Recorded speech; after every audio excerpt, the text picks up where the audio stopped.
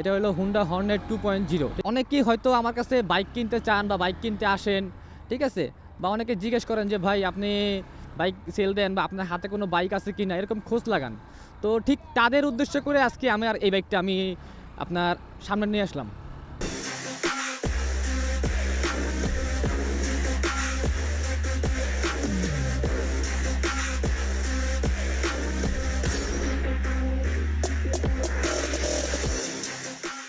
আসসালামু আলাইকুম, কী অবস্থা সবার, কেমন আছেন? আশা করি সবাই ভালো আছেন, সুস্থ আছেন। আলহামদুলিল্লাহ আমিও ভালো আছি, সুস্থ আছি।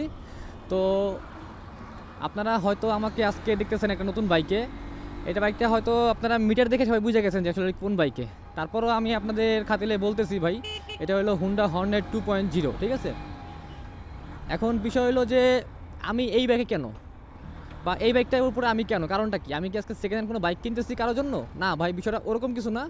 বিষয়টা হলো আপনাদের চাহিদার উপরে ডিপেন্ড করে আজকে এই বাইকটার উপরে আমি। অনেকেই হয়তো আমার কাছে বাইক কিনতে চান বা বাইক কিনতে আসেন, ঠিক আছে? বা অনেকে জিজ্ঞেস করেন যে ভাই আপনি বাইক সেল দেন বা আপনার হাতে কোনো বাইক আছে কি না, এরকম খোঁজ লাগান।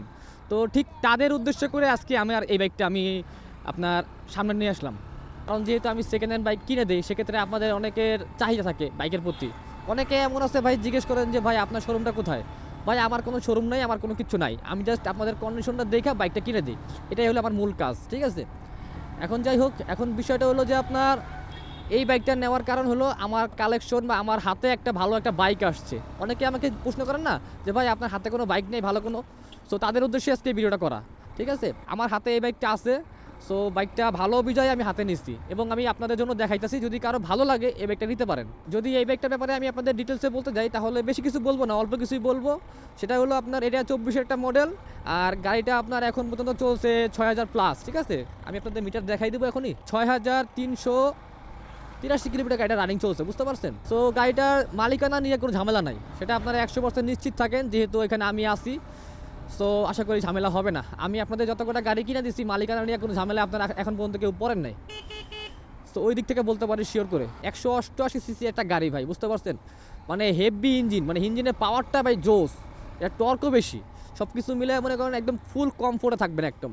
আর হুন্ডা কোম্পানির গাড়ি ভাই স্মুথ না হয়ে পারবে না ভাই, সুপার স্মুথ একটা গাড়ি। আপনার সাউন্ড কন্ডিশন থেকে আপনার যে কোনো যা কিছু আছে একদম ওভারঅল একদম পারফেক্ট আছে। আমি আপনাদের গাড়িটা চালায় দেখাইতেছি, দেখছেন যে কত পরিমাণে ফ্রেশ আসছে? না চালালে হয়তো আপনারাও বুঝবেন না। সবসময় তো বাইকের রিভিউ দেই বা বাইকের আপনার ভালো মন্দ দিক বলি, বাট এটারও ভাই সব গাড়িরই ভালো মন্দ দিক থাকে ভাই, কোনো গাড়ি 100% সঠিক থাকে না, এটা আপনার মানতে হবে।